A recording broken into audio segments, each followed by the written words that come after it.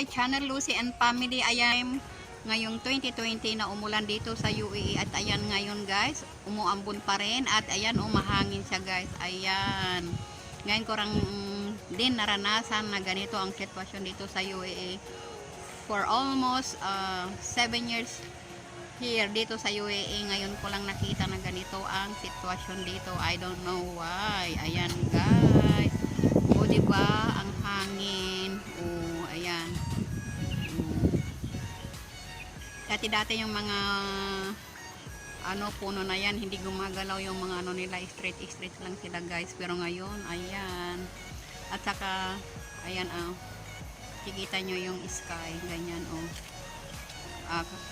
dark.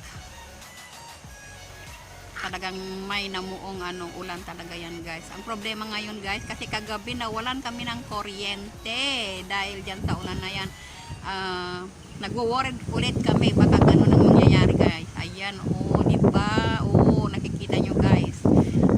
Rainy and windy day ngayon sa Abu Dhabi, dito sa Al-Fala, yung lugar po namin. Old Al-Fala yan guys. See, nakikita nyo naman guys kung gaano gumalaw yung mga dahon-dahon ng mga punong kahoy dito sa tabi ng aming salon. Ayan guys.